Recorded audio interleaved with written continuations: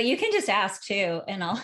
So and you may touch on this, but Oh yeah. The supervisor am looking to gain is when I am watching a lesson in a classroom, what will I be seeing that will lead me to these conversations or support this lesson or say kudos to you for doing this? Yeah, absolutely. I mean, I think mostly we're really looking for student-driven approaches, and we're really looking for our candidates. Like for me, because I talk with my individual candidates about this all the time, is I'm looking to find out that you are teaching who's in the classroom now, okay, and not off some list or let some set examples and a set curriculum. And I am going to do some shameless bragging in this presentation. If y'all want to see some literal examples, I'm going to be sharing with you some of the things my own daughter has been doing with her second graders that are just really powerful examples of really drawing children's lived experiences into the classroom and into the conversation. So, and Margaret, yes, absolutely. I can share them with you in person because I will see you. So I'm going to stop. Well, I guess I'll keep sharing this for the moment. I feel it's sort of like that old adage about art. I don't know much about art, but I know what I like. Yeah. I have that sort of feeling about when we talk about cultural, however, sustaining practices.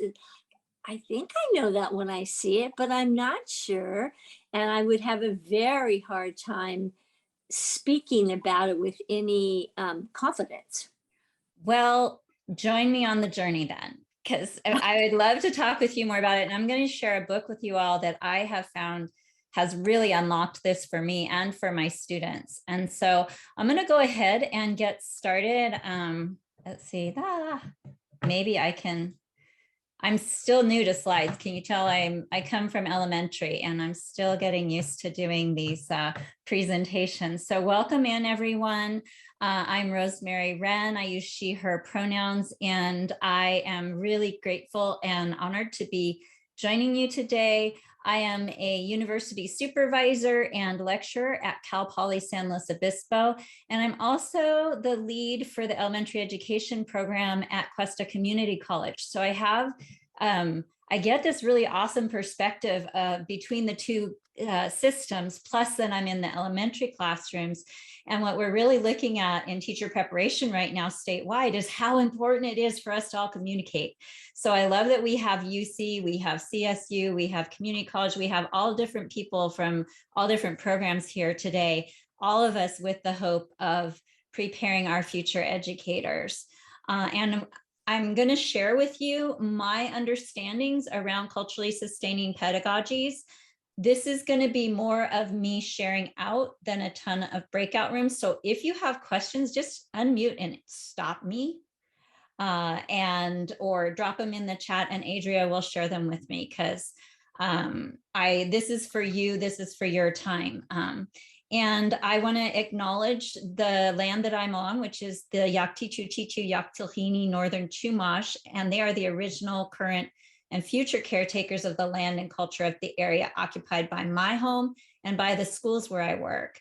I'm in Tilini, the place of the full moon, and I gratefully acknowledge, respect, and thank the Yaktichu Chichu Yaktilhini Northern Chumash tribe of San Luis Obispo County and region, in whose homelands we're all guests.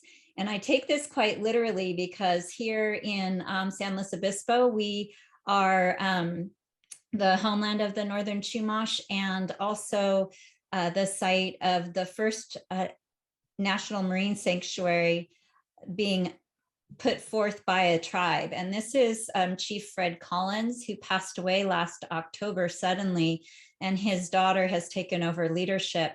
And I spoke in the last session a little bit about going beyond performative or just words for our land acknowledgements. And this is such a cool opportunity to find out what's going on in your community and to appreciate and acknowledge the ancestors that came before you in this place and also how can we continue on their legacy. And so this is a way that I share with folks if they're interested in learning more about where we are and how we can contribute to the preservation of this community and this land and sea. This is a really awesome opportunity. It connects the Monterey and Channel Islands sanctuaries, so it'll be continual and really be effective. So that's not necessarily what we're here about, but we are here about this because we're here about culturally sustaining practices. And culturally sustaining practices are those that sustain our community. And this is one way that we can help young people understand the land they're on and to start to understand the connection to these resources that we all have. And sometimes it just takes pointing it out to our teacher candidates. That's about me that you don't need to see.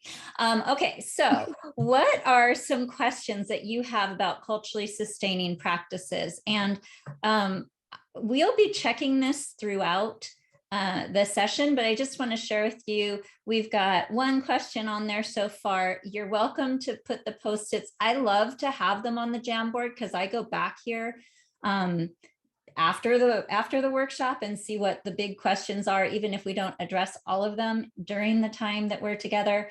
But please drop them in there or in the chat anytime, and I will come back to address them. So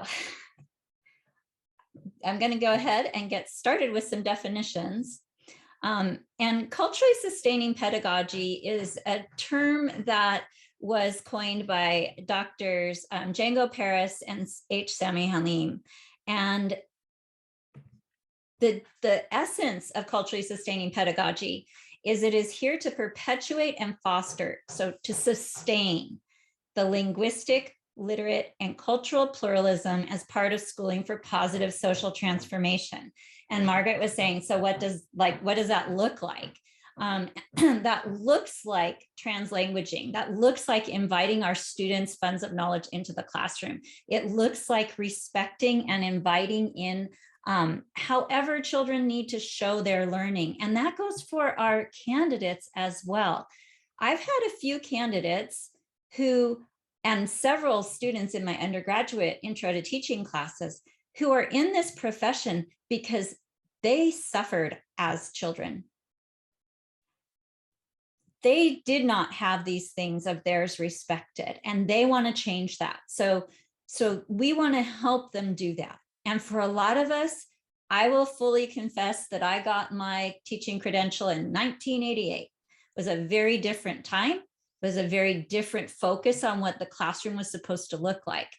And so I was not trained to teach this way. I think I had some really great learning opportunities, but I have a lot to learn still. And so the fact that things are changing, keeping up with the changes is really, really important. And that's why we have these conversations. And the authors write that it exists wherever education sustains the lifeways of communities who have been and continue to be damaged and erased through schooling. Yeah, so I'll let you sit with that one for a moment. And it is not something new. So the culturally sustaining pedagogies come out of this long line of critical reflection on what's been going on in classrooms. And Dr. Gloria Ladson Billings is the person who we credit with bringing culturally relevant pedagogy into the classroom. And that is acknowledging that there's more than one way to do something, bringing in stories and people and contributors that haven't been acknowledged in our traditional curriculum. And then Geneva Gay and Zaretta Hammond bring in this culturally responsive pedagogy. So culturally relevant means on purpose bringing in children's ways of knowing, and culturally responsive is a little less proactive in my head, at least using the semantics of these terms. But what Zaretta Hammond showed is that by doing things that connect to children's experiences, there's actual learning and actual quantitative results that come out of it. There's brain science there. And a lot of times people think, Well, if we're just talking about their, their ways of knowing, that's not rigorous enough. In fact, we know for absolute fact that when we connect learning to children's ways of knowing and to their culture, to their language, their learning improves and grows. And so actually in the book on culturally sustaining pedagogy, Dr. Gloria Ladson-Billings actually writes an intro in there and talks about how culturally sustaining practices are a natural evolution of what she first coined back in the 90s. And then a term that I use a lot, so I'm using it here, is funds of knowledge. And that's simply how do our children know and do? How are the non-academic things that happen in their culture and in their community, how are those contributing to who they are? And how can we, again, invite those into the classroom and validate them?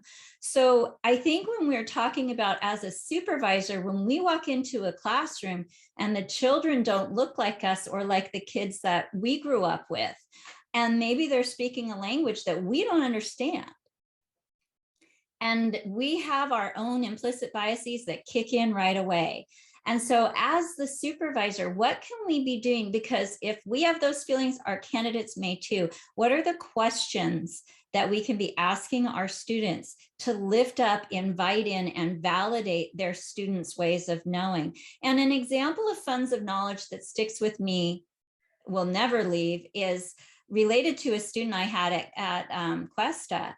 And he is a son of immigrants, and he is a farm worker himself. And I was like, oh my gosh, can you share with us that experience, and really helping us to understand where our food's coming from? I even at farmer's market, I'm like, okay, yeah, I want that, that, and that. And I'm not thinking about who's picking it, who got it to the farmer, how the farmer got it to me. And so respecting that is just as valid a contribution to our community as someone who is working in an office, in a white collar job. That we need people working in the fields, we need people fixing our cars, we need people who are willing to serve us in restaurants, just as much as we need people who go to college to do what they do. So it's inviting in the ways of knowing. It's doing things like ancestor interviews, or grandparent interviews, or community interviews, getting out in the community, finding the stories, and really valuing the struggles and obstacles so many of our students and their families have gone through to get here that we often do not acknowledge. Okay, so these are some of the source documents that you might run into. Like I said, Dr. Gloria Ladson-Billings. This is the book that was my first big dive into it. And this is a collection of essays that are fabulous. They're academic, but because they're so, they don't read like academics research, because they are written to people so that they're accessible. They're removing these barriers and these artificial hierarchies in academia, and we're talking to one another. And then this book, Culturally Responsive Teaching in the Brain, for folks who are in a situation where the administration or the district is really like, well, we have to have the data, we have to have the data. This one will give you the data. Okay, so this is your argument if you are running into situations where it's like, oh, but that's just, it's just for fun. They're not really learning anything new. Well, this one will show you that, in fact, they truly are. So these are just some of the things. And then I have another huge book I'm going to share with you. So I want to share this out because you'll find that I don't use the term best practice, because if we're truly responding to the children in our classroom, there's no one way to do anything. And I get in trouble, and I have very interesting conversations with my colleagues who are very much invested in that, and that's fine. This is the way I choose to approach it. And yes, there are promising ways of doing things, but this is not a quick fix. Culturally sustaining practices involve building relationships, knowing our children, knowing how to say their names, and really starting to pay attention to who's in the classroom besides what the curriculum is telling us to do. So why do we need culturally sustaining pedagogy? I guess I should have done a trigger warning for folks. You might get mad at me by the end of this, so I'm just going to share with you. These are some of the whys. And the first is, what is normed or standardized? And quite frankly, if we look at the US educational system, it's completely normed to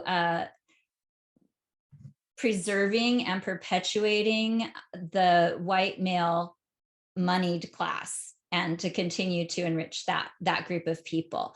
And in education, we know that in California, 60% of our teachers are white, and that's actually really a huge difference from the national average, which is about 80%.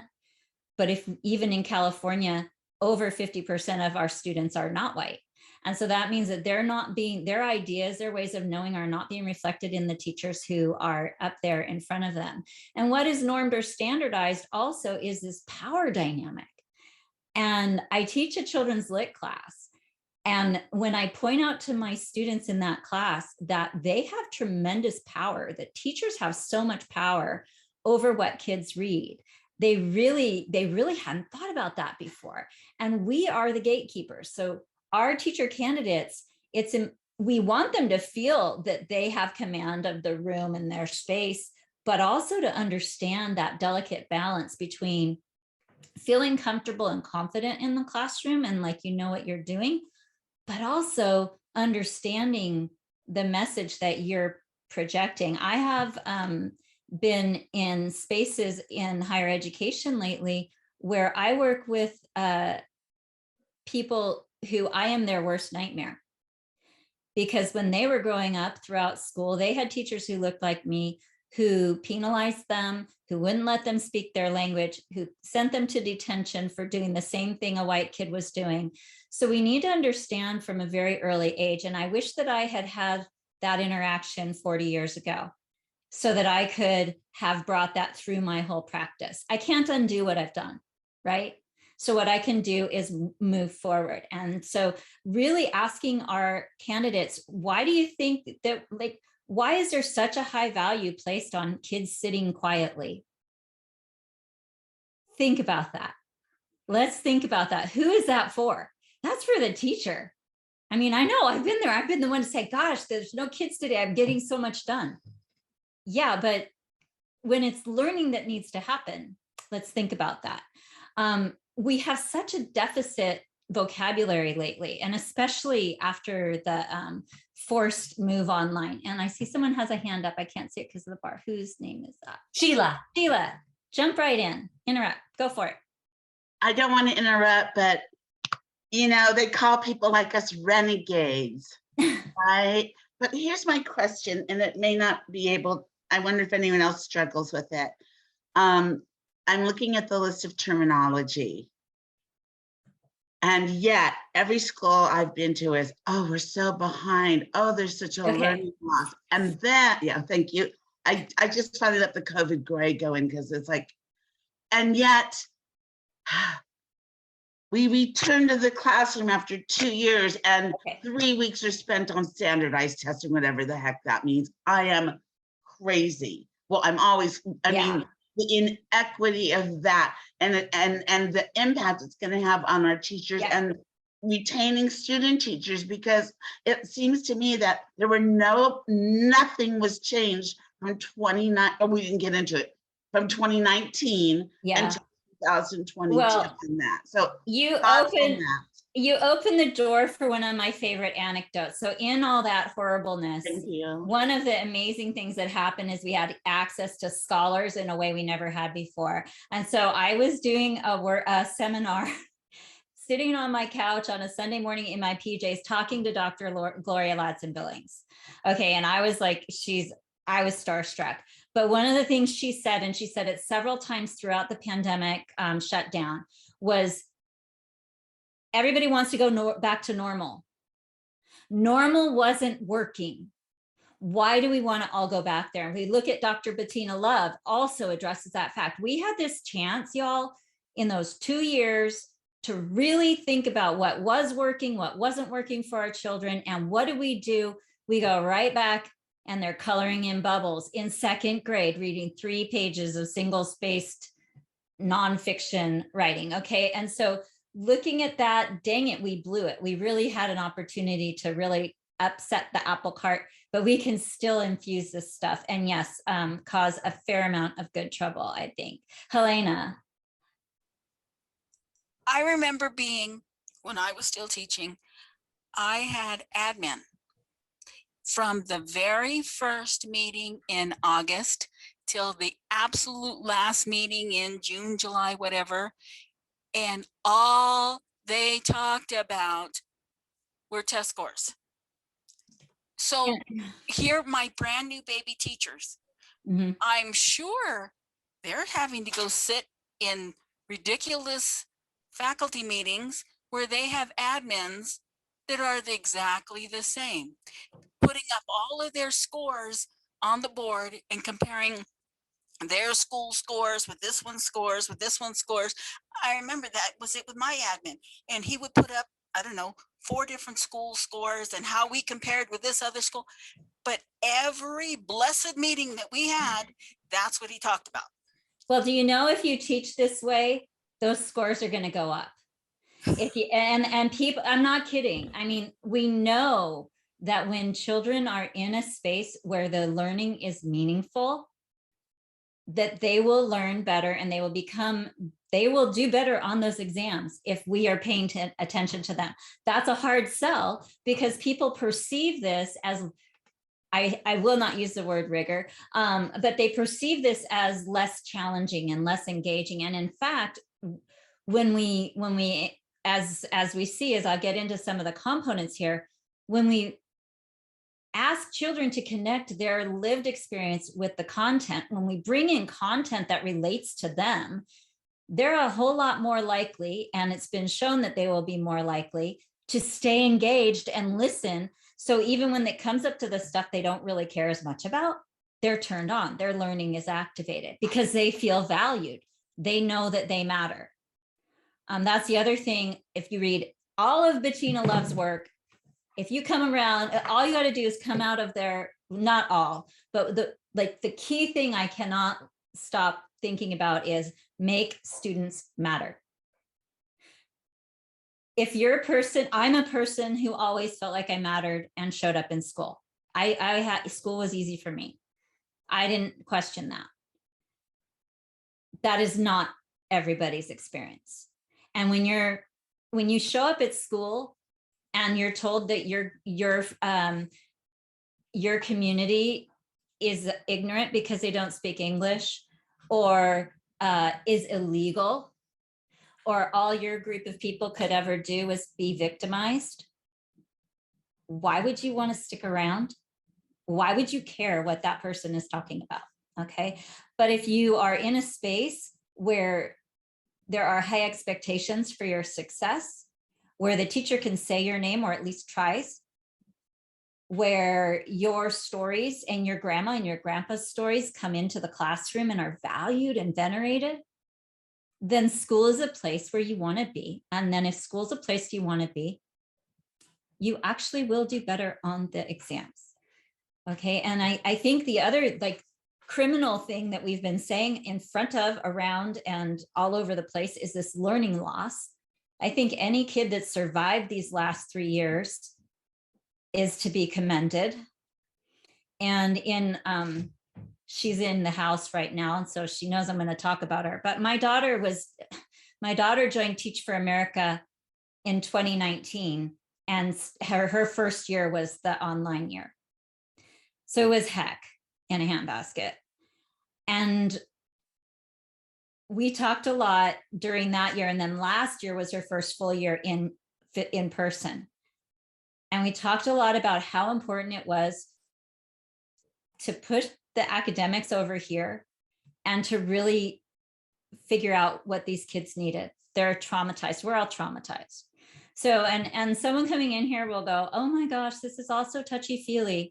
Well, think about it. When you are feeling threatened or you are mourning the loss of someone in your family, and all you hear about is how dangerous it is to go to school, and all you see are grown-ups yelling at one another, why are we testing kids right now?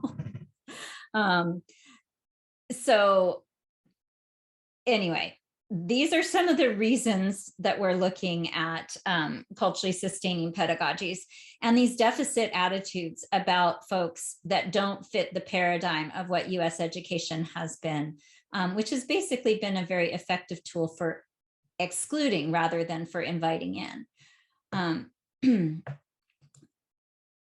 I don't know about you, but these are some of the things that I grew up on. And again, not seeing, we have young people, we want kids to learn to read, something that is not a natural thing whatsoever. And yet we present most of our books still are representing white characters, and you're much more likely, you're twice as likely to see a truck or a bunny as a main character as you are to see a Latinx, Black, Indigenous, Asian American. And I'm not making that up. There's numbers. I don't have it on this handout, but I can find it for you. So one of the resources linked in this talk is a book list from the course that I teach that started as off my syllabus from Children's Literature in a Diverse Society. And so one thing that our candidates do a lot of, especially in the early days, at least for me, is they get to read picture books to the class. So why not pick some picture books that represent different ways of knowing and being, that represent bilingual characters. And so we have, we have history books talking about slavery as a trade deal, and that that Black people came here to become workers, and that narrative continues to be perpetuated. And again, I'm not, this talk isn't even about the whole conflict campaign and all the book banning threats that are going on, but this is really dangerous because it's taking us back to a really closed place. And probably the most dangerous thing is an educated person. So I guess that's why and it threatens the power structure as it is. But these are, we have these reading lists that are full of really important authors, but we need to start looking at, we're not saying that you can't read any of these books, but what about looking for some books that represent other ways of other experiences? And we're not saying that they're easy. If anything, they're more complex, especially if our lived experience is different from the one we're reading about in the book. But the language in the literature is just as rich and engaging. I was so good at this. I don't know how many of you in your teacher preparation were taught, we don't talk about color, we don't talk about race. Okay, and if we do, we whisper. Bottom line, if we don't talk about it, or we say we don't see color, we're literally telling kids we don't see them. And so this has been, for me, a big one to work on. It happens to be what drove my dissertation. And so I think a lot about it now. But we have, and both these terms, colorblind and color mute, are very much ableist terms. I'm using them because those are the terms that the scholars chose. And at the time, we've evolved. But basically, if we say we're not seeing it and we're not talking about it, then we're not engaging with it and unpacking it. And so that's one of the reasons we really need to be thinking more about these practices. Is it Uzma? Yes, it's Rosemary. Thank you.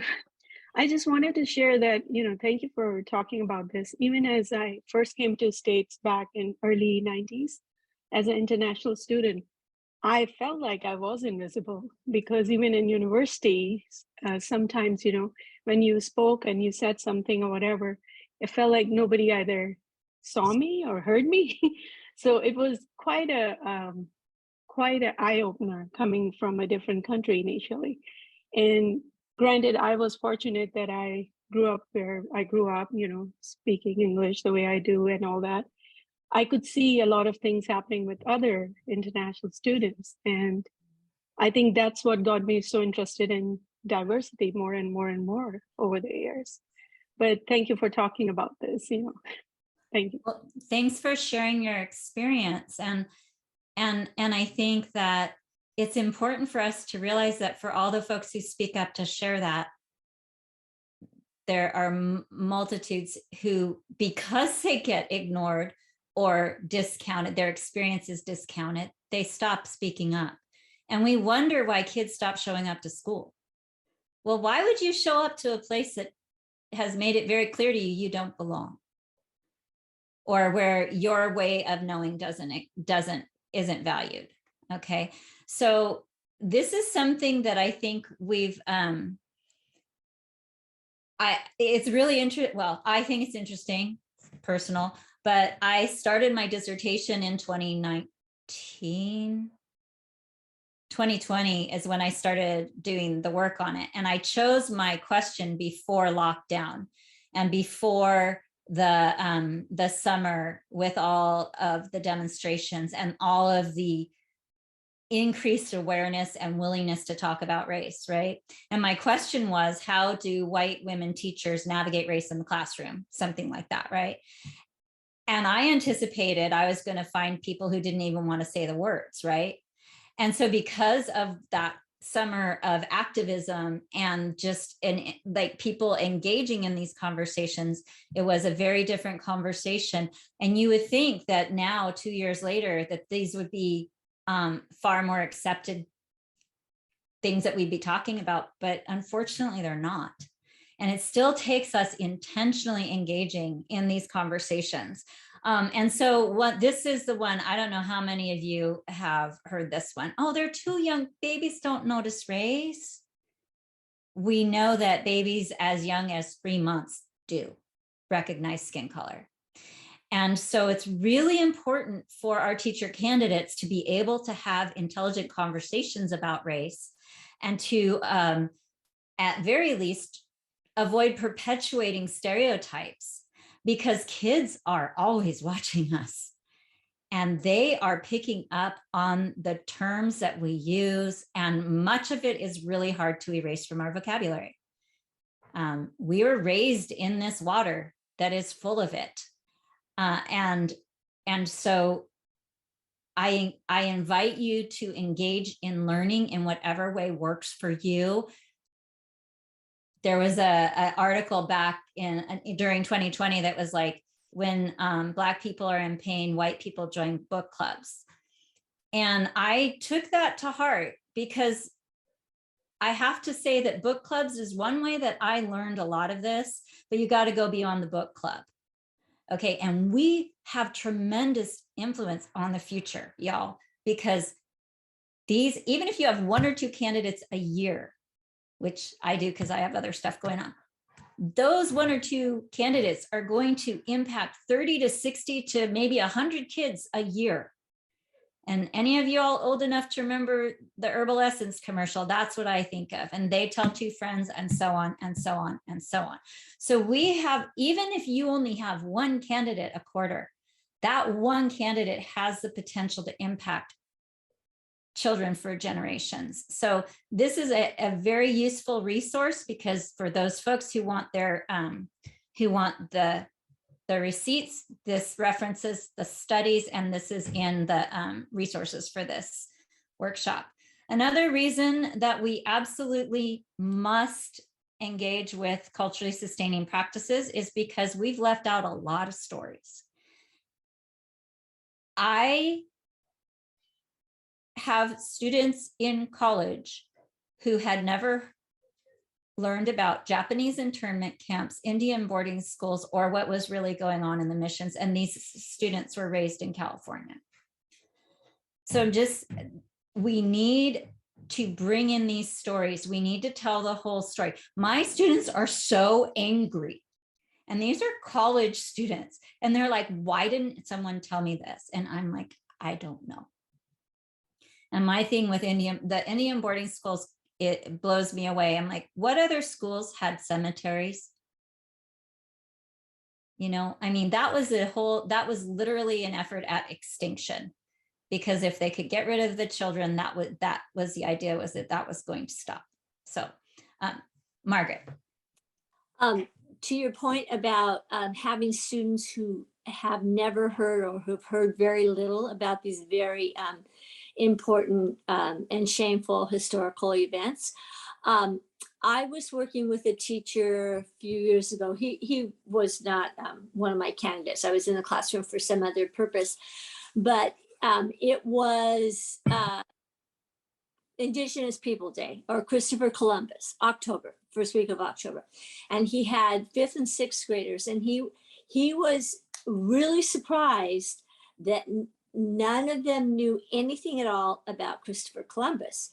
And then he had something queued up that was more of the actual story and the horror and everything. But what I was explaining to him is that from the time those students were in kindergarten, the teachers were hearing, whoa, we've got this story about Christopher Columbus wrong.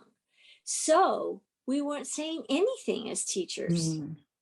So I think maybe some of your students are in that same error where teachers knew that we couldn't just paint a picture of, like California missions as being this great opportunity, or the Indian boarding school.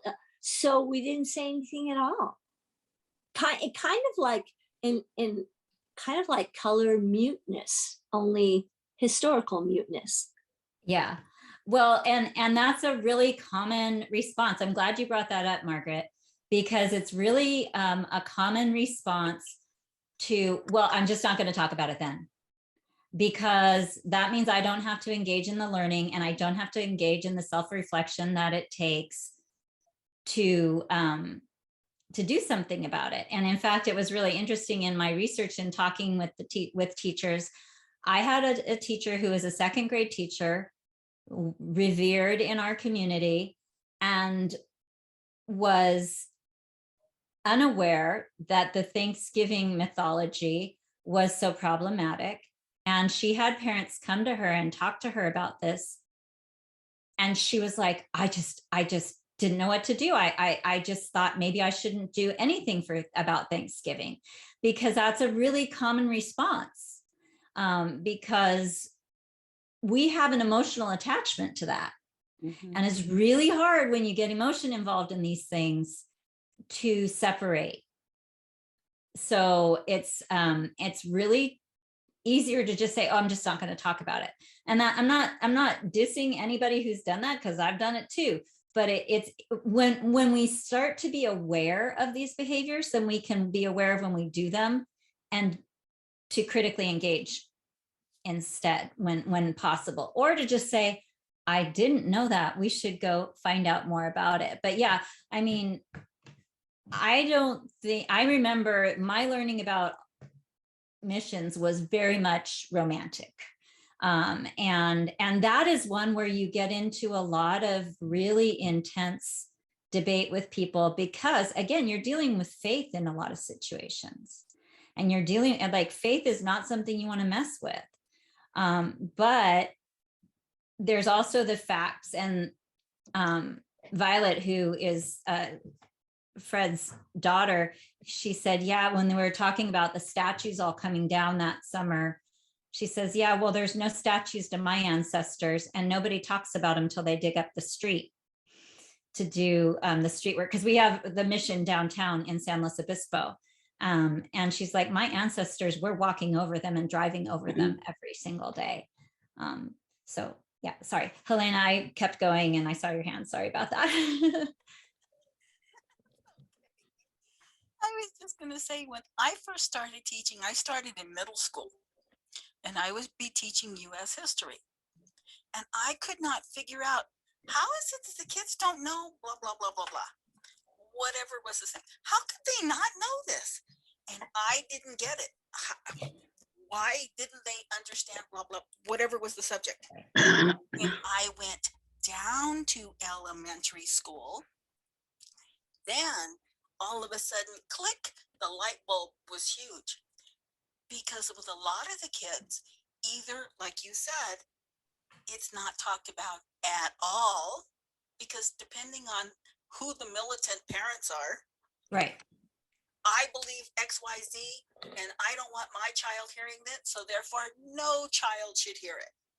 Well, and that gets into a whole nother thing about about who gets to choose, and that could be a whole nother conversation.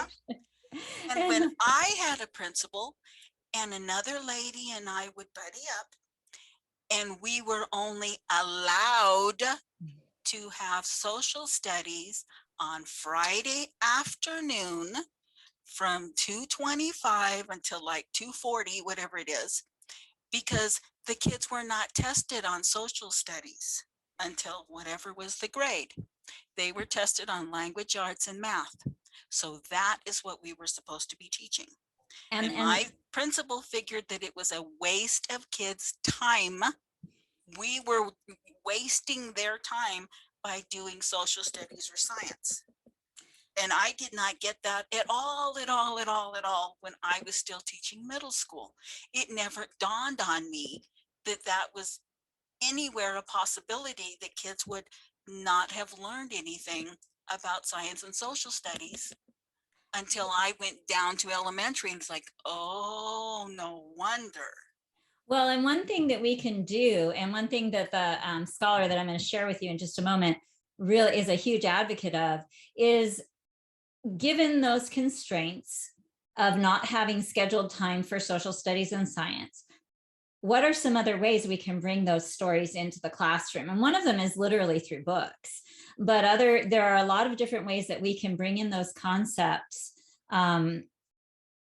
without having a dedicated, this is social studies time. And I want to keep going, because there's some key points I wanted to share with you that you might find useful. But I also saw Sheila's comment about the mission project. There is a whole alternative for missions curriculum that's been recently written and is available that gives a more critical view. And critical meaning inquiring, not like everything about it is bad, but a critical understanding of the missions and what really was involved in all of them. And I don't have that here, but I'll find it and add it to our resources. But Dr. Janelle Navarro at Cal Poly SLO is one of the people who contributed to that. So yeah, it's like I said, you think people are talking about and changing these things, but they're not, because it's not incentivized, and who's got the time, right? So we can start with our teachers before they hit the classroom. And if they go in with these ideas and understandings, then we can really start seeing a difference for our kids. The consequences, I would go into these in more detail. And if you have questions, I'm happy to clarify and share with you the resources on that. But I want to get into how. What are some of the ways that we build these practices? And I'm sharing with you, because this is not my work. This is Lorena Herman. She's a brilliant scholar. All of these links will take you to different things that she's done. And she's written a book called Textured Teaching. And what are her bona fides? Well, she happens to be a Dominican immigrant, and that comes up a lot in her presentations. She's wonderful to listen to learn with. She's really, really gracious and generous. We're hoping to get her to speak at Cal Poly in the fall, and she's going to be at Cuesta for our Banned Books Week. But Lorena was in the cohort with Dr. Paris and Dr. Alim when they were building this concept of culturally sustaining pedagogy. And what I love about her, many things I love about her, but one of them is that she has come up with what she calls textured teaching. And this is a link to the book. It is something that I have been using in my introduction to teaching classes now to help my students understand culturally sustaining pedagogies. And this is it. She's, like I said, she's in a nutshell, she has given us a framework that we can use as we consider how we're teaching. So in the center here is culturally sustaining pedagogy. Sorry about that. Culturally sustaining pedagogies. And it's based on these three values: truth and knowledge, justice, love, and community. So these are the values upon which it's built. And I think earlier today we had a conversation about supervising and really looking at Dr. Gholdy Muhammad's framework. And I think this fits really well alongside and into that too, is if we come from these foundations, are we incorporating truth and knowledge? Are we incorporating justice, love, and community into our lesson planning? Then what comes out of that is going to lead to nurturing our students. And then the traits of textured teaching, which is culturally sustaining pedagogies, are these four main things. Are we student-driven and community-centered? They're interdisciplinary, they're experiential, and they're flexible. And I'm not going to go deep in each one of these, but I thought was really fascinating to me in talking with Lorena was she distinguishes between student-driven and student-centered. And she's really encouraging us to step back as the teacher and really figure out what's going on for our students, what matters to them, and to build our curriculum off of that. And you're like, that is not sustainable. You're talking about sustaining pedagogy. I can't do that because that takes so much time. If this is our goal and we are trying and we are really looking at the kids in our class, what are they into?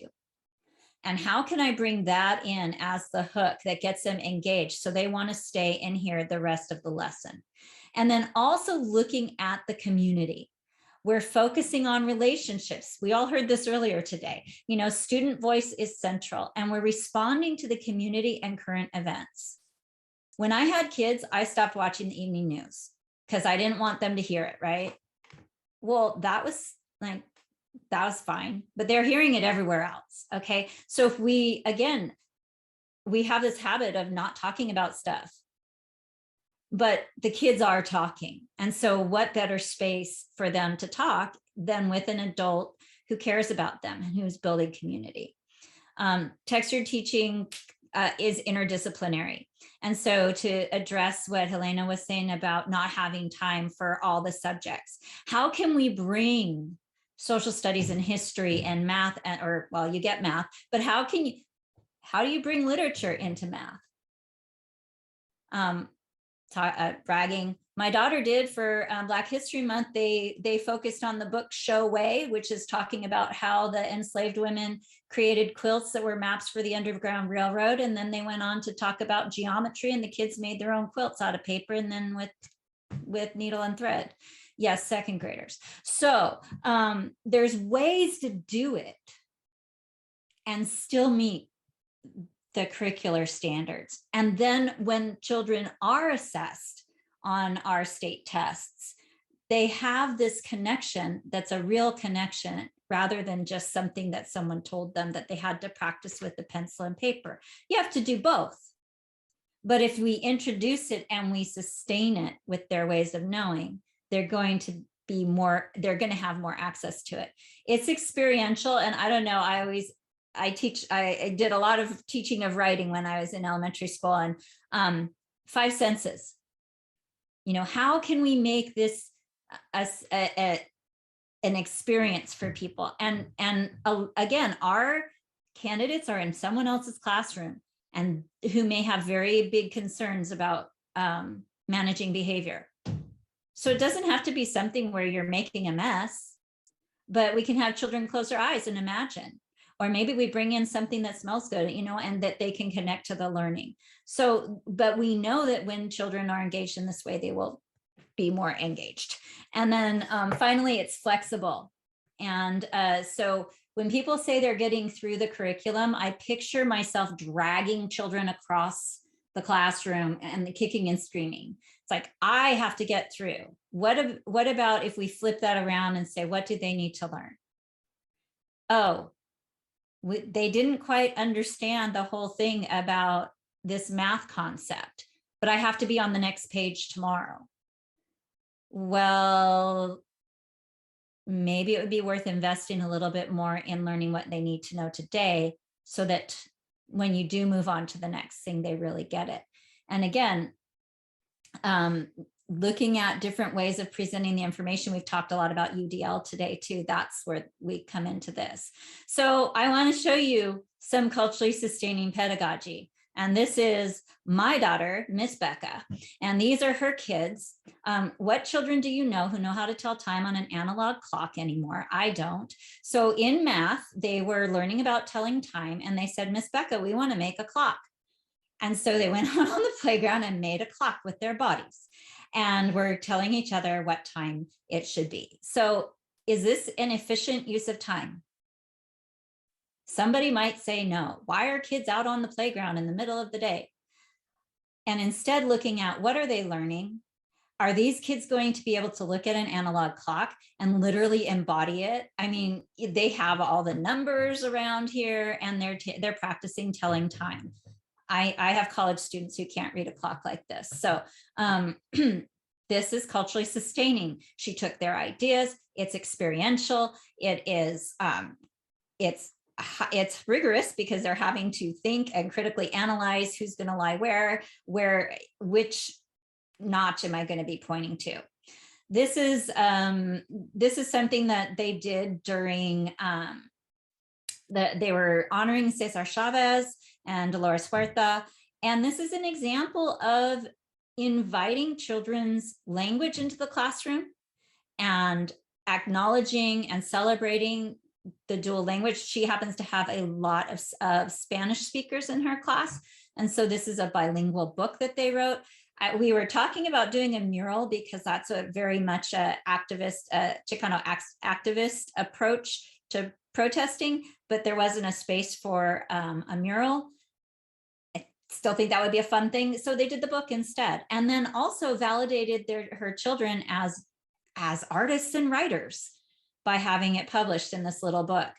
This I stole from a classroom I was in. So there's a book called The Best Part of Me, and it is a trade book, and it's little children took pictures of their favorite body part and wrote about it. Okay, so this is so monstrously validating for young people. And it's also argumentative writing, which I know is a standard, right? So they can write a sentence frame, or they can write about themselves. And so you don't have to turn it into a book. When I saw this, it was up on the classroom wall. But this book is just priceless. And to see what the kids wrote about themselves. And again, we're validating their lived experience and their way of knowing. And I don't know if y'all can see it too well, but this is a Mother's Day card where she's written in both English and in Spanish. And that's just the norm. And we call that translanguaging, and looking at really inviting kids into the conversation in that way, and respecting their parents in that way, and acknowledging that importance. So that is me like yabbering at you the whole way through. I didn't, like I said, I didn't have a lot of space in here for breakouts. Yes, and I will be sharing the slides with everyone, and I'm happy to engage in conversations. But just so you know, like one of the things I will do with my candidates is I'll just ask them what they know about their kids. What do they like to do? And help them, you ask as many questions as we can. And then also just kind of provide some resources and information along the way. Something I've done with my candidates in the past is offer kind of like a little mini check-in weekly. That is something that my first, we called her master teachers at that time, did with me. And every week she sat down with me and gave me basically a whole lesson. She was one of the folks, she was a speaker for Madeline Hunter at the time. And she would sit down with me and we would talk about differentiating instruction and really helping children to connect to the learning, different labels, different approaches. But that was foundational for me. And our candidates, we have a lot to offer them, even if it's just us both asking questions and working through it together. Uzma. I'd say one more thing is to listen to them, to Thank you. really try and just listen, and then make mental notes if possible, and then check in with those things the next day. That really helps build those relationships with them. The more you listen, the more you understand what they are feeling, where they are coming from, what are their thoughts, their ideas, all that, Exactly. I mean, we should be modeling that with our candidates and then to help them see how they can do it with their students. These are just some more thoughts on it. One of the things about something for all of us to do, and for those of us who think of ourselves as scholars and that we know what we're talking about, it's hard, but to stop and dig in and try to figure out where we're coming from and what our understandings are and where our holes are, and to just be willing to continue to learn. So, and then also I think words matter a lot. And so I use engage children instead of manage children, because we want really the kids to be learning about how they work for themselves. This slide, and the slides are in the folder already. These have links to resources like crazy. Liz Kleinrock's Start Here, Start Now is a great book with like activities you can do. Like you could do these with your candidate, things like identity maps, talking about positionality. Tribes has been around since I started teaching. It's now through Peace Learning Center. Community circles just should be a part of everything. And again, I'm happy to chat with you more about that. And then a couple liberating structures are some fun ways of doing group learning. Learning for Justice is what used to be called Teaching Tolerance. And that it's an incredibly rich resource. Awesome. Adria said she used Tribes in New York. It works. That's why it's still around. Learning for Justice has an incredibly rich resources. And We Need Diverse Books is a site that's just got great book recommendations. And this is the list I was talking about with authors and characters of different identities. For folks in STEM, I often get, oh, but I'm in STEM. We're different. It's easy to do this in history and English, but I'm in STEM. Well, here are a few articles to get you thinking about how you can bring these practices into STEM. So I'm going to be quiet now because I did literally talk that whole time. I'm so sorry. But there is a little debrief session after this. And I don't know, Adria, do you have the link? Oh, cool. Yeah, so if you are able to join us at 3 for a little debrief, we'd love to have you there. And I just, this is my link, this one of my many emails, and also the resource file. That's a link to the resource file, but all of it is in there.